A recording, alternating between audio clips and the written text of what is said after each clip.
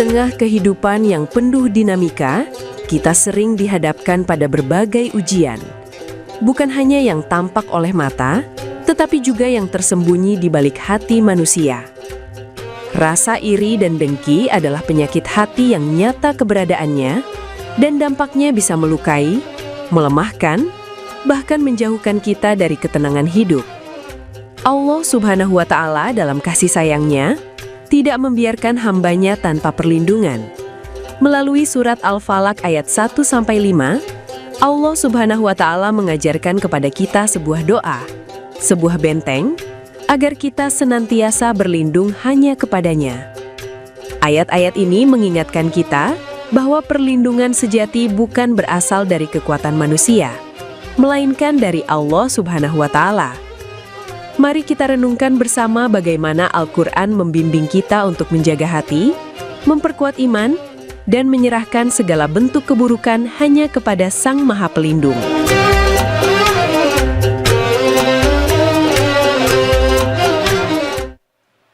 Ya Rasulullah, salamun alaik ya rafi'a syani wa daraji. Ya Rasulullah, salamun alaik ya rafi'a syani wa daraji. عطفة يا جيرة العالم يا أهيل الجود والكرم صلوا على نبي محمد. Assalamualaikum warahmatullahi wabarakatuh. Waalaikumsalam warahmatullahi wabarakatuh. Alhamdulillahi rabbil alamin. Wa sallallahu wasallama ala abdihil mustafal amin Sayyidina Muhammadin Nurillahil mubin al-hadi ila suratihil mustaqim Dhil khuluqil azim wa nahjil gawim. Allahumma salli wa sallim wa barik alaihi wa ala alihi wa sahbihi wa man sara fi darbih, amma ba'd. Yang sama-sama kita muliakan dan kita hormati host kita yang dadakan, yang sudah terkenal dunia dan akhirat. Amin. Ustadz Kafi, mudah-mudahan beliau Allah panjangkan umurnya, sehatkan badannya, selalu mendapatkan ridha dan inayah dari Allah Subhanahu wa Ta'ala. Para jamaah yang banyak banget ini, mudah-mudahan sehat, berkah dunia dan akhirat. Amin, amin ya Rabbal. Pada kesempatan kali ini di dalam acara Cahaya Hati Indonesia iNews TV, dimanapun yang menonton juga mudah-mudahan mendapatkan keberkahan dari Allah Subhanahu wa Ta'ala. Amin, amin ya Rabbal. Hari ini sedikit kita akan membahas dari surah Al-Falaq. Tahu surah Al-Falaq? Tahu? Apa itu? Qul a'udzu birabbil. Oh, udah hafal banget ya.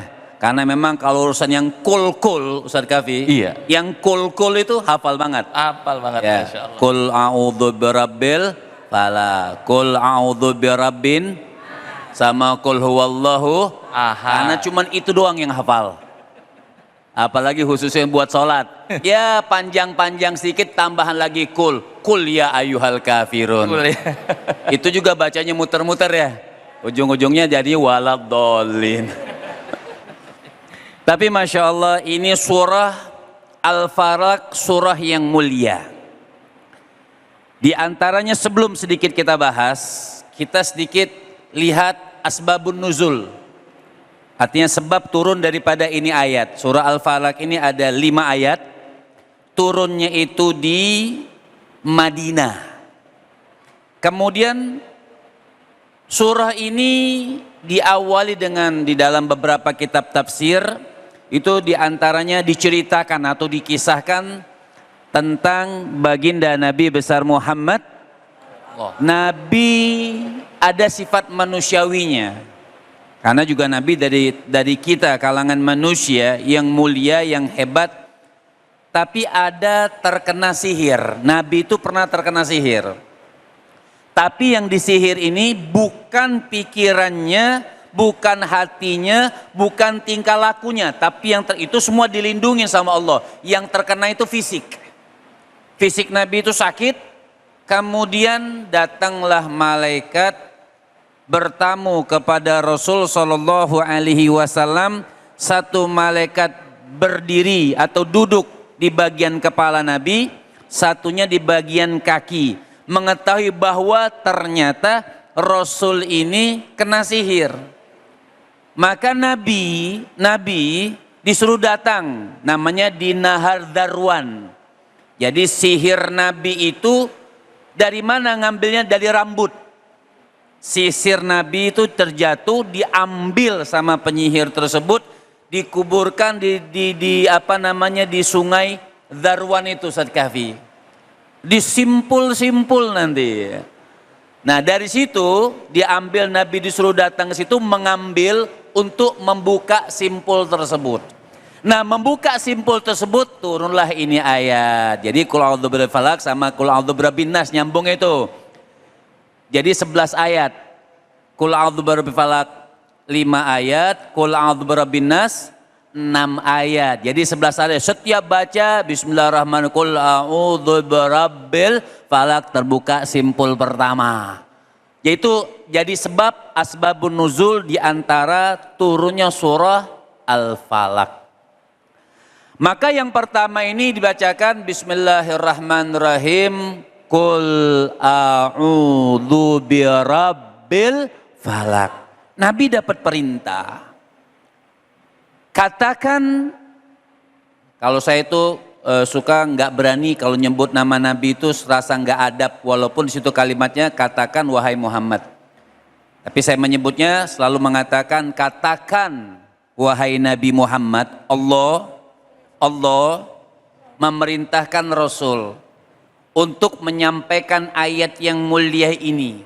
Kepada siapa? Katakan atau sampaikan kepada umat. Untuk apa umat ini disuruh berlindung?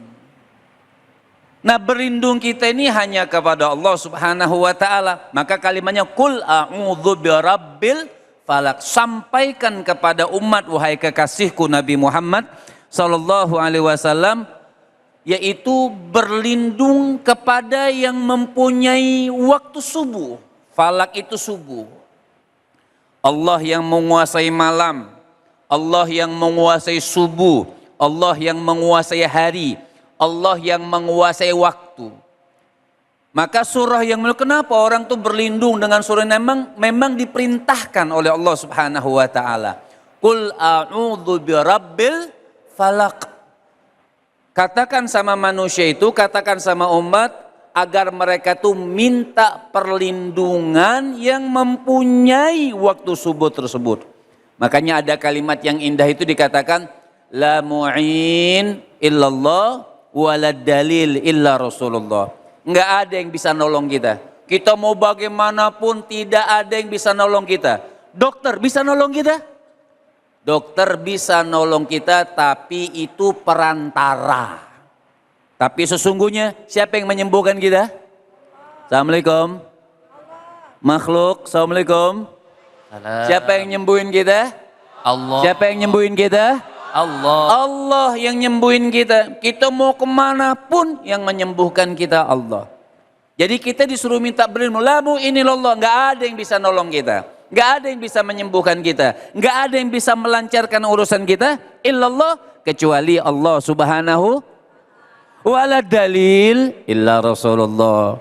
Nggak ada yang bisa beri kita petunjuk atau contoh yang paling hebat kecuali kita punya junjungan Nabi yang mulia, baginda Nabi besar Muhammad sallallahu alaihi wasallam. Jadi kita ini diperintahkan oleh Allah melalui Nabi untuk apa? Berlindung hanya kepada Allah Subhanahu wa taala. Kalau orang sekarang nggak berlindungnya sama apa? Sama pacebook, Iya betul. Iya, Betul. saya lagi susah nih, tolong dong. Iya. Kan begitu Ustadz Gafi ya? Betul. Tapi musuh yang berlindung tuh boleh. Antum-antum saya ngadu sama orang, boleh atau tidak? Kita ini curhat boleh nggak? Neng, sini Neng. Curhat boleh nggak? Ini anak kecil masih curhat gak nih? Hah? Coba baca Qul a'udzu birabbil falaq. Qul a'udzu birabbil falaq min syarri ma khalaq wa min syarril ghasikin idza waqab wa min syarrin nafasati fil uqab wa min syarrin nasidin hija. Nilainya 5,5. Ya. Mungkin Habib grogi mungkin. Iya, nggak apa-apa, Iya, bagus, betul, Masya Allah. Artinya kita ini disuruh berlindung hanya kepada Allah Subhanahu wa Ta'ala. Nggak usah sama sosial media, boleh. Tapi yang penting kita minta dulu kepada Allah, nanti Allah arahkan. Oh siapa tuh manusia yang menjadi jembatan wasilah kita supaya urusan kita terselesaikan. Jadi Qul a'udzu birabbil terus min syarri ma lihat. Kita disuruh berlindung min syarri ma khalaq, dari kejahatan-kejahatan manusia yang diciptakan oleh Allah. Baik, lihat nih, baik kejahatan itu zahir atau kejahatannya batin. Jadi kita disuruh berlindung oleh Allah Subhanahu wa Ta'ala dari kejahatan-kejahatan manusia, baik manusia atau hewan atau apa saja, dan yang kejahatan itu bisa terlihat ataupun tidak terlihat. Kita minta tolongnya sama siapa? Kita minta tolongnya kepada Allah Subhanahu. Itu manusia yang hebat, manusia yang beriman. Mencontoh siapa itu semua? Ya mencontoh Nabi. Nabi diperintahkan oleh Allah, diperintahkan oleh siapa? Oleh Allah Subhanahu wa Ta'ala. Makanya surah ini walaupun pendek tapi khasiatnya hebat. Ya Ustaz Kafi? Betul. Surah ini walaupun pendek tapi hebat. Bu, kalau suaminya udah mulai melotot-melotot, bacain. Qul a'udzu. Ketakutan nanti, Bib. Iya, artinya kita berlindung kepada Allah Subhanahu wa Ta'ala. Min syarri ma khalaq. Ingat, min syarri ma khalaq. Artinya dari keburukan-keburukan, kejahatan-kejahatan manusia, baik yang terlihat ataupun yang tidak terlihat. Nah, insya Allah setelah ini kita teruskan tafsir daripada surah Al-Falaq. Mudah-mudahan apa yang disampaikan tadi bisa dipahami dan bisa bermanfaat. Amin ya Rabbal Alamin. Masya Allah, terima kasih guruku. Assalamualaikum warahmatullahi wabarakatuh. Waalaikumsalam warahmatullahi wabarakatuh. Alhamdulillahi Rabbil Alamin. Assalatu wassalamu ala Sayyidina Muhammadin wa ala alihi wa sahbihi ajma'in.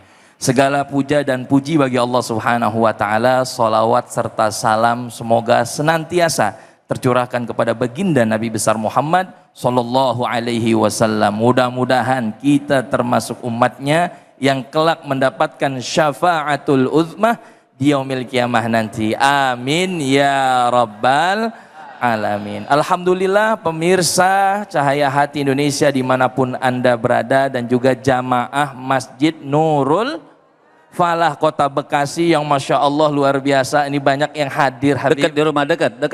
Kebetulan dekat dari rumah saya, Masya Allah. Jadi kita masih satu wilayah, Kaliabang juga.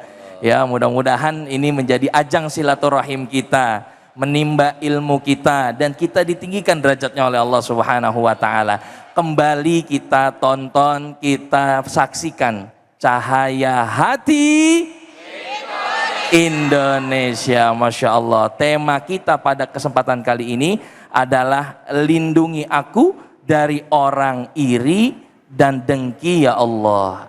Tadi Masya Allah guru kita Habibun Al-Mahbub Al-Habib Muhammad Syahab telah menyampaikan penjelasan tausiahnya yang begitu luar biasa mengenai surah Al-Falaq dari ayat 1 sampai 2. Ibu, bapak, Tadi paham nggak yang dijelasin Habib?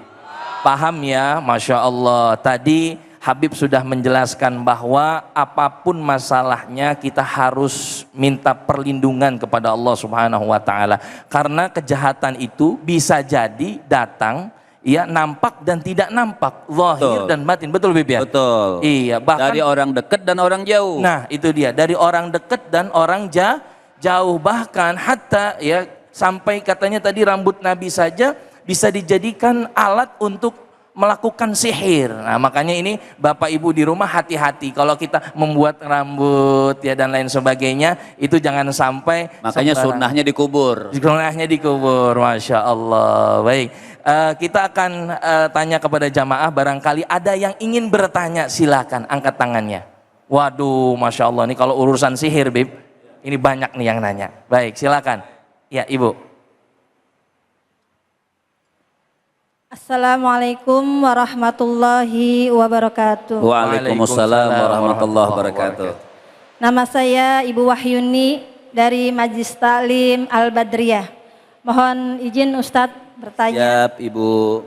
Bagaimana sikap terbaik kita saat kita meyakini bahwa kita sedang diiri hatiin atau Dihasutin. dihasut oleh seseorang? Itu aja, demikian, mohon penjelasannya.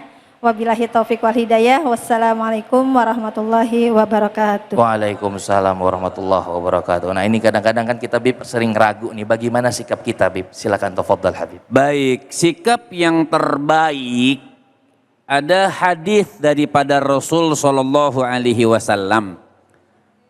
Nabi mengatakan khaslatani laisa fawqahuma minal khair husnudzan billah wa husnudzan liibadillah. Karena ridha nas ghayatun la tudrak, kata Nabi. Kita tuh nggak akan pernah bisa bikin orang itu senang semua sama kita. Itu nggak akan mungkin. Nabi yang paling sempurna, Nabi yang paling hebat, Nabi yang paling agung, ada aja yang nggak senang sama Nabi. Pro dan kontra. Apalagi kita manusia yang biasa, yang salahnya kadang-kadang lebih banyak daripada benarnya. Betul? Kelihatan ngaku. Artinya khaslatan ini ada dua sifat. Yang dua sifat ini dua paling hebat. Artinya kita nggak bisa mencegah omongan orang sama kita. Nggak bisa. Kita nggak bisa cegah orang itu iri sama kita. Kita nggak bisa cegah orang itu hasut sama kita.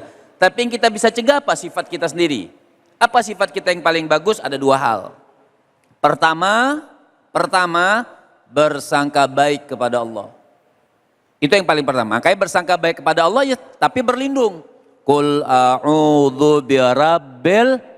Tetap kita bersangka baik, karena kadang-kadang kita tahu dan kita nggak tahu orang itu iri sama kita. Berlindung dengan zikirnya, berlindung dengan doanya, berlindung dengan sholawatnya. Dengan apa? Kita serahkan kepada Allah, bersangka baik kepada Allah. Kenapa sih kok kita nggak bisa boleh? Kenapa sih kok itu orang bisa cemburu sama kita, bisa iri? Berarti kita nggak berseudon sama Allah. Betul. Jadi pertama, yang paling hebat Ibu lakukan apa semuanya? Bersangka baik kepada Allah Subhanahu wa taala. Kemudian yang kedua apa?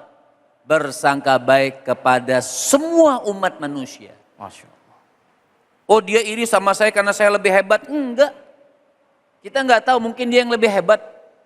Jadi kita tuh apa? Harus bersangka baik kepada semua makhluk. Sekalipun seorang imam itu mengatakan, maaf nih contoh sama Ustadz Kafi. Saya selalu bersangka baik kepada Ustadz Kafi ini baik. Ternyata dia nggak baik. Maling misalnya. Misalnya.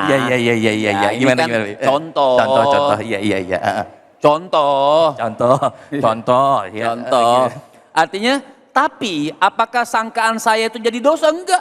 Tetap saya dapat pahala. Walaupun orang yang saya sangkain baik itu enggak baik. Tapi saya selalu bersangka baik sama beliau. Itu saya dapat pahala enggak? Saya tetap dapat pahala sangkaan baik saya. Berarti bukan sangkaan baik itu tiba-tiba mubazir, sia-sia. Kenapa? Oh, ternyata orang yang kita sangkain baik itu ternyata enggak baik. Terus sia-sia? Enggak. Tetap kita dapat pahala. Makanya yang hebat itu dua sifat tadi. Bersangka baik kepada Allah dan bersangka baik kepada umat manusia. Masya Allah. Bagaimana Bu? Terjawab ya? Masya Allah, Alhamdulillah.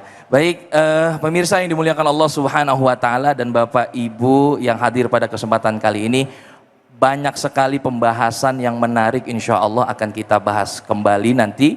Makanya insya Allah kita akan membahas surah Al-Falaq ayat 3, melanjutkan tadi dari Habib Muhammad Syahab. Insya Allah yang akan membahas Ustazah Inaratul Ain. Mudah-mudahan kita senantiasa mendapatkan ilmu yang manfaat dari guru-guru kita. Jadi stay tune terus, jangan kemana-mana, hanya di program kesayangan kita, Cahaya Hati Indonesia.